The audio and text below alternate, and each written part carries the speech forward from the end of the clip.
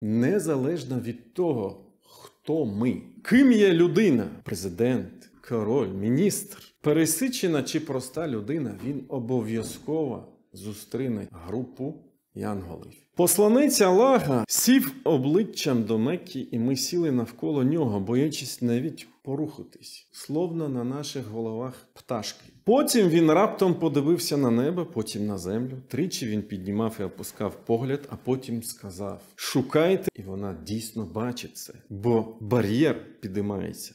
І він бачить те, що не бачать інші люди. Він бреше, розстелить для нього вогняне ложе, відкрити для нього браму в пекло. І до нього підступає пекельний жар і вогнений вітер, що стосується великих пам'ятників. А ця людина гідна, а він така, а він сяка і тому подібне. Це навіть шкодить йому. А він вигукає: «Господь мій, не дозволяй часу, тобто судному дню, настати». От така подорож, віруючи, очікує кожного з нас. Ви можете собі це представити?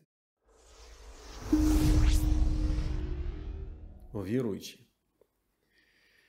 У кожного з нас, упевнено, є своя особлива історія життя з бажаннями, з устремліннями, очікуваннями.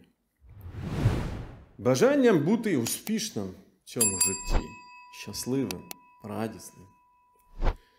Прагненням домогтися вершин, зробити багато чого. Звідси і незліченна кількість очікуваного, того, що людина може очікувати. У кожної людини, у кожного з нас, у віруючі, є своя особлива прихильність, любов до майна, машини, будинки, коханої жінки, до дітей. Кожна душа любить це життя, любить цю дуню. І тому, по мудрості Всевишнього, кожна душа обов'язково скуштує смерть. І як казав про це Всевишній Аллах: «Ба'да а'удhu білляхі мінеш шайтанір раджім. Куллу нафсин ذائقة الموت وإنما توفون أجوركم يوم القيامة فمن زحزح عن النار وأدخل الجنة فقد فاز وما الحياة الدنيا إلا متاع الغرور». Кожна душа спробує смерті, але відплатять вам сповна лише у день Воскресіння. І хто буде віддалений від вогню та буде введений до раю, той і матиме успіх. Земне життя лише оманлива втіха. Незалежно від того, хто ми. Ким є людина? Президент, король, міністр. Пересичена чи проста людина, він обов'язково зустріне цю мить. А саме мить, коли він зустріне групу янголів. Обов'язково настане той момент, коли до горла нашого підступить клубок. І кожен з нас побачить те, що він побачить. А що він побачить? Якщо він віруюча людина, шляхетна, то він побачить групу ангелів у білому одязі на протязі свого погляду. І яким же його буде дальніший шлях? Подальший шлях. Якщо ж він невіруюча людина, грішник, то він побачить групу ангелів на протязі свого погляду в чорному одязі. Як повідомив про це посланець Аллаха, саллаллаху алейхі васалям. І саме про це я сьогодні хотів би поговорити з вами. В величезному хадисі пророка, який передає нам Аль-Бара ібн Азіб. А він каже: «Хараджна ма'ан набій, саллаллаху алейхі васалям, фі джаназа. رجل من الأنصار فانتهينا للقبر ولم يلحد. Аль-Бара ібн Азіб розповідає, одного разу ми вирушили разом з пророком, мир йому, ховати одного з ансарів, тобто мусульман Медини. Ми підійшли до могили, коли її ще до кінця не зробили, тільки робили ляхт і ще не закінчили. Ляхт – це ніша. Посланець Аллаха, сів обличчям до Мекки, і ми сіли навколо нього, боячись навіть порухатись. Словно на наших головах пташки, якщо буквально. Потім він раптом подивився на небо, потім на землю. Тричі він піднімав і опускав погляд, а потім сказав: «Шукайте в Аллаха захисту від покарання в могилі». Він повторив це 2 або 3 рази, після чого продовжив. І він сказав: «Інна al-abda al-mu'mina idha kana fi inqita'i min ad-dunya wa ikhbali min al-akhirah nazala ilayhi malaikatu min as-sama' bid». Коли правовірний раб розлучається з мирським життям і перебуває на порозі життя майбутнього, до нього спускаються з неба ангели зі світлими, як сонце, обличчями. Вони приносять із собою саван і пахощі з раю і сідають на протязі його погляду. Потім до нього підходить ангел смерті, мир йому, і вмощується біля його голови та каже: «О, умиротворена душа, виходь назустріч прощенню і прихильності Аллаха». Душа правовірного залишає його тіло, подібно до того, як крапля витікає з горличка посудини.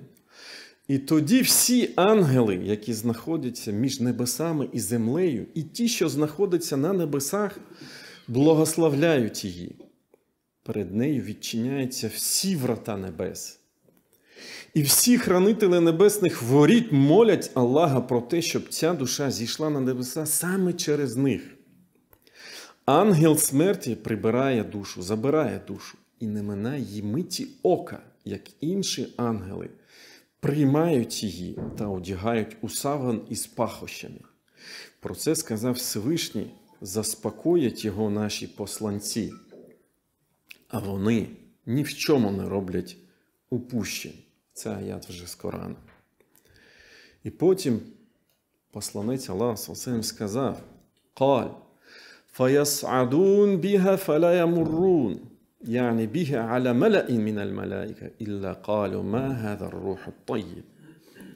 Після цього душа починає пахнути, немов випускаючи найпрекрасніший аромат мускусу, який тільки можна знайти на землі. Потім ангели підносять душу на небеса. Коли вони минають сонми ангелів, ті запитують: чия це прекрасна душа? Їм відповідають: такого-то, сина такого-то. І вони називають віруючого раба Аллаха найкрасивішими іменами, якими його звали за життя. Нарешті вони добираються до першого неба і просять відкрити браму, і брама відчиняється. Ангели кожного неба проводжають душу до наступного неба, поки вона не досягне 7-го неба. Тоді великий і могутній Аллах каже: «Впишіть звістку про мого раба у верхів'ях раю в Ілліюн». Потім пророк, саллаллаху алейхи ва саллям, прочитав аяти Корану. І звідки тобі знати, що таке Ілліюн? Ця книга написана, свідчать про неї ангели наближені. Суратуль Мутаффіфун, всі прекрасно знаєте ці аяти. І потім пророк, саллаллаху алейхи ва саллям, продовжив: тоді ангели вписують звістку про нього в Ілліюн і їм велять: поверніть його на землю, бо я обіцяв їм, що з неї створив їх, у неї ж їх поверну, і з неї їх виведу ще раз. Ангели повертають душу віруючого на землю так, що вона повертається в тіло і чує кроки людей, які віддаляються від неї. Тобто все це відбувається миттєво. Це цей шлях. І потім «Фаятіягі малякан шадідуль інтігаз». ينتهزانه ويجلسانه فيقولان له من ربك فيقول ربي الله. Це вже наступний епізод. І потім до віруючого приходять два ангели, які грубо пробуджують його, трясуть його. Вони сідають і запитують його, хто твій Господь? І він відповідає, мій Господь Аллах. Яка твоя релігія? Моя релігія іслам. Що за людина була послана до вас? Це був посланець Аллаха, нехай благословить його Аллах. І вітає, каже вона, віруюча людина мається на увазі. Як же ти вчиняв? Що ж ти робив? І він відповідає, я читав книгу Аллаха, увірував у неї і був вірним цьому. Вони пробуджують його і запитують, хто твій Господь? Це в іншому ріваяті вже. Яка твоя релігія? Хто твій пророк? Це остання спокуса, яка спіткає віруючого. І про неї сказав великий і могутній Аллах. Аллах підтримує віруючих твердим словом в морському житті та житті майбутньому. Завдяки цьому віруючий відповідає, що його Господь Аллах, його релігія іслам, його пророк Мухаммад. Це в іншому ріваяті. Тоді голос із небес сповіщає, правдивий мій раб. Розстеліть для нього райські красоти, одягніть його в райське вбрання, відкрийте для нього браму до раю. Йому приносять райські милості і пахощі, і його могила розширюється до простірів, які тільки може осягнути його погляд. Перед ним постає чоловік із прекрасним обличчям, у чудовому вбранні, пахучий приємним ароматом, і каже, я повідомлю тобі щось, що ощасливить тебе. Радій прихильності Аллаха і райським садам з вічними принадами. Цей день був обіцяний тобі. І віруючий запитує, хто ж ти? Хай облагодіє тебе Аллах, твій лик несе добро, хто ти? І він каже, я, твої вчинки, твої дії.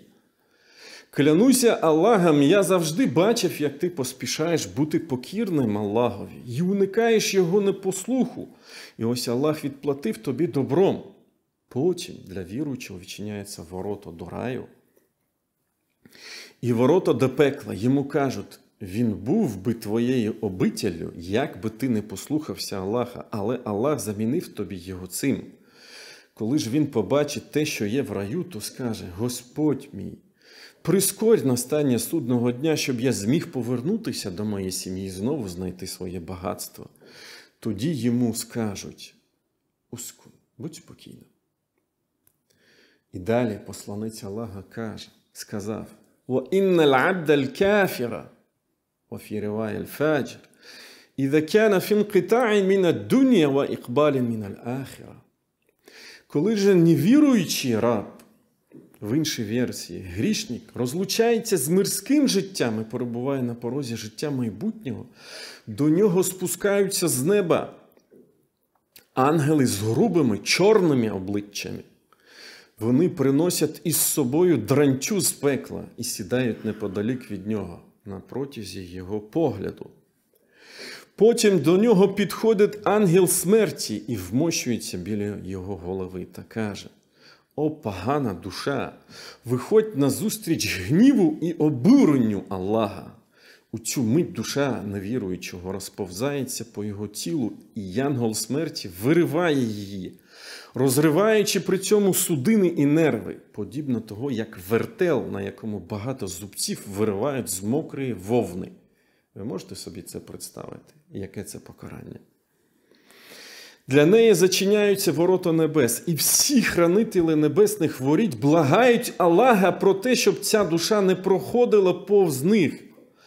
Ангел смерті забирає її, і не минає навіть миті ока, як ангели одягають її в дрантя. Душа невіруючого починає вивергати найгірший сморід, який тільки можна зустріти на землі. Потім ангели забирають її в небо.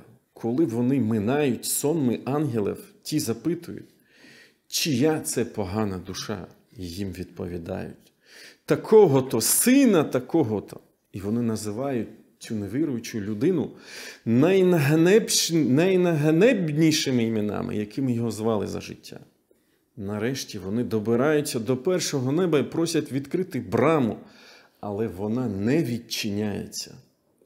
ثم قرأ رسول الله صلى الله عليه وسلم لا تفتح لهم أبواب السماء ولا يدخلون الجنة حتى يلج الجمل في سم الخياط. Потім посланець Аллаха прочитав аят Кур'ану. «Воістину не відчиняться врата небесні перед ними, і вони не увійдуть до раю, поки верблюд не пройде крізь вушко голки». Тобто не зможуть взагалі війти в рай. Пророк, нехай благословить його Аллах і вітає, продовжив. Тоді великий всемогутній Аллах скаже: «Впишіть звістку про нього всі джін, що знаходиться в землі ніщі». Потім ангелам вілять: «Поверніть мого раба на землю, бо я обіцяв їм, що з неї створив їх, у неї ж поверну і з неї їх виведу ще раз». Ангели жбурляють душу невірного на землю так, що вона потрапляє в його тіло, повертається знов в тіло, і все це вмить ока. Тут пророк прочитав аят Кур'ана. Той, хто долучає до Аллаха співтоваришів, немов упав з неба, і птахи підхопили його, або ж вітер заніс його на край світу. І сказав: його душа повертається в тіло так, що чує кроки людей, що віддаляються від неї. Потім до невіруючого приходять два ангели, які грубо пробуджують його.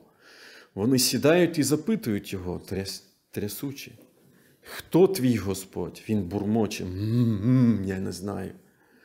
«Яка твоя релігія?» А він нічого не може відповісти. У нього голос, язик зав'язаний. «Не знаю, що ти знаєш про людину, яку було послано до вас». Але невіруючий не може назвати імені. Тоді ангели вигукують: «Це Мухаммед!» Він же лише бурмоче: «Я не знаю». Я лише чув, що люди говорили так. Ти не знав і не пішов за ним, кажуть ангели. Тоді голос із небес сповіщає: він бреше, розстелить для нього вогняне ложа, відкрити для нього браму в пекло. І до нього підступає пекельний жар і вогнений вітер. Самум і його могила звужується настільки, що його ребра переплетуться одне з одним. Земля стискає його так, що ребра заходять один в один. Тут перед ним постає чоловік з огидним обличчям, в огидному вбранні, від якого виходить гнилий запах, і каже: «Я повідомлю тоді дещо, що засмутить тебе. Цей день був обіцяний тобі». І невіруюча людина спитає його: «Хай зверне Аллах проти тебе зло. Хто ж ти? Хто ти, о зло несе лик твій?» І він скаже: «Я твої кепські діяння. Присягаюся Аллахом, я завжди бачив, як ти не поспішаєш бути покірним Аллаху і поспішаєш не послухатися його, грішити. І ось Аллах відплатив тобі злом». І потім до нього посилають сліпого, глухого і німого кота, що тримає палача, тобто в руках кувалду. І якщо він вдарить нею по горі, то вона розсиплеться на порох вщент. Але він б'є нею його, тобто людину цю. І той перетворюється на попіл, і Аллах знову відтворює його таким же, яким він був. Тут він б'є його ще раз, і він видає крик, який чують усі тварини, крім людей і джинів. Потім для невіруючого відчиняються ворота в пекло, для нього розстеляються вогняне ложа, а він вигукає: «Господь мій, не дозволяй часу, тобто судному дню, настати». От така подорож, віруючи, очікує кожного з нас. От такі миті, от такі питання очікують кожного з нас, віруючи. І це хадіс пророка, саллаллаху алейхі вассалям, і він достовірний. І він наводиться в різних версіях. І у імама Аль-Бухарі, і в інших імамах, Аль-Байхакі, Асбахані, багато хто його наводить. Ібн Маджа, Ель-Хакім і так далі. О віруючі, це сходження або, не дай Аллах, падіння чекає на кожного з нас. Цей шлях, цей перехід від кінцевої станції до початку життя, дійсного життя чекає на кожного з нас. Нехай кожен з нас задумається, чим він заповнить книгу своїх діянь, як він зустріне ці самі моменти. І клянусь Аллахом, це є істина. І багато хто бачив і свідчив це. І, мабуть, кожен з вас бачив і свідчив це, як людина, коли помирає, її погляд десь подалек. І вона дійсно бачить це. Бо бар'єр підіймається. І він бачить те, що не бачать інші люди. І він чує те, що не чують інші люди. І він навіть щось бормоче і каже. Ця людина, яка вмирає, ці самі миті, коли ангели приходять спочатку, а потім ангел смерти забирає душу. І клянусь Аллахом, ми бачили, як тіла шахідів пахнули мускусом, міском, і бачили інше. Нехай Аллах збереже всіх нас від цього. Воістину в день джума, віруючи, є такий момент, коли Аллах приймає наші благання, молитви. Я просив Всевишнього Аллаха, щоб ми застали цей момент. Фастагфіруллах лі ва лакум. Віруючи, після всього цього я б хотів ще б торкнутися деяких ахкямів, норм та канонів ісламу, які стосуються саме кладовища, відношення до цього. Що можливо, що неможливо. Але це неможливо осягнути в другій частині хутби. Це повинні бути окремо уроки, саме такі моменти, які є вкрай важливими для розуміння кожної людини. По-перше, померлих бажано ховати в тих місцях, де вони померли. І це питання, яке завжди потрапляє до нас. Людина померла, навіть от недавно померла людина, кажуть, тут не військова, а звичайна. Хочемо поховати в іншому місці. І з цього приводу Джабір, хай буде вдоволений ним, Аллах розповідав, що коли вбитих під час Ухуда привезли в Медіну, пророк, мир йому, благословення Аллаха, наказав повернути їх у ті місця, де їх було вбито. Насаї. Також посланець Аллаха, саллаллаху алейхи ва саллям, сказав, ховайте вбитих там, де вони були вбиті. Тобто, на підставі цих текстів та інших бажано ховати людей в той місцевості, де вони померли.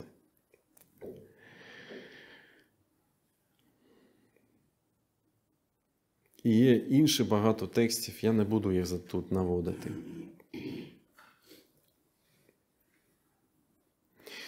Могилу слід копати відповідно до розміру тіла померлого. Від Хішама ібн Аміра, хай буде задоволений ним Аллах, повідомляється, що посланець Аллаха, мир йому, благословення Аллаха, сказав: копайте могилу, робіть її просторою і робіть це добре. Ібн Маджа, хадіс достовірний.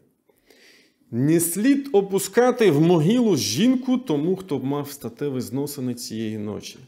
Повідомляється, що коли ховали доньку посланця Аллаха, саллаллаху алейхи ва саллям, він запитав, чи є серед вас такі, хто не наближався до жінки цієї ночі.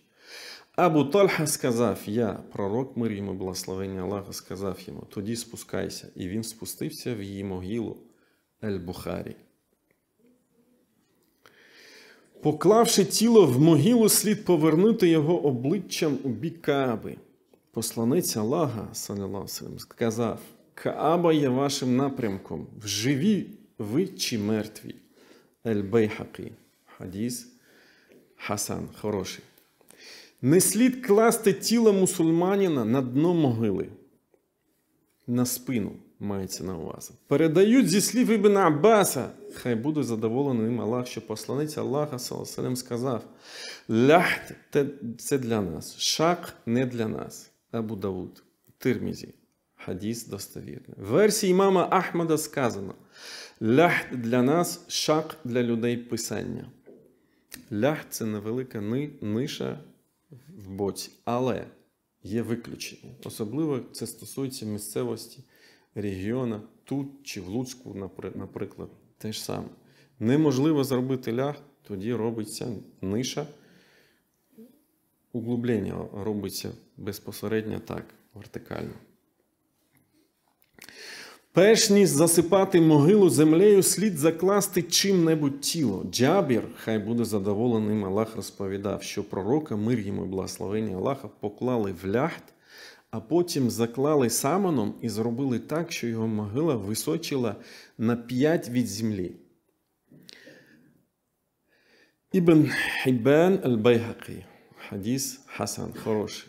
Саад ібн Абу Ваккас, ради Аллаху анху, сказав перед смертю: викопайте мені лахд і, поклавши мене туди, закладіть саманом, перш ніж засипати. Не слід робити могилу високою. Абуль-Хаяч аль-Асаді, хай буде вдоволений ним Аллах, розповідав: одного разу Алі ібн Абу Таліб, ради Аллаху анху, сказав мені: чи не скерувати мені тебе з тим, з чим свого часу скерував мене посланець Аллаха, саллаллаху. Побачивши будь-яке зображення або ідола, негайно знищ його, а побачивши будь-яку піднесену могилу, зрівняй її з землею. Трохи возвишення дозволяється. Імам ан-Нававі сказав, у цьому хадисі міститься вказівка на те, що сунною є не піднімати могилу над землею надто високо. Її слід підняти на 5 і зробити землю рівною. Шарх Сахіх Муслім. У вище наведеному хадисі сказано, що могила пророка, мир йому і благословення Аллаха, піднімалася від землі на 5. Це є могила відповідна до сунни. Про звернення з благанням за померлого після поховання. Після того, як закопають могилу землею, усім присутнім слід просити в Аллаха укріплення для мертвого і не слід відволікатися від благання порожніми розмовами. Повідомляється, що Усман ібн Аффан сказав: після завершення поховання покійного пророк, мир йому благословення Аллаха, зазвичай певний час стояв біля його могили, і він говорив: моліть Аллаха про прощення для вашого брата і просіть, щоб він його укріпив. Адже воістину зараз йому ставлять запитання. І ви про цю подорож вже почули. Як це відбувається? Як він проходить цей шлях, як його душа підіймається, потім повертається. Тому пророк, саллаллаху алейхи ва саллям, залишався і казав: «Уд'у лаху біс-сабат». І слід говорити: «О Аллах, пробач його, о Аллах, зміцни його, Аллахумма гфір лаху, Аллахумма саббітху». І останній пункт, але це не всі пункти. На могили людини дозволяється шаріатом поставити якийсь камінь. Для того, щоб люди знали, що це могила, і не ходили по ній. А також для того, щоб можна було впізнати могилу близької людини.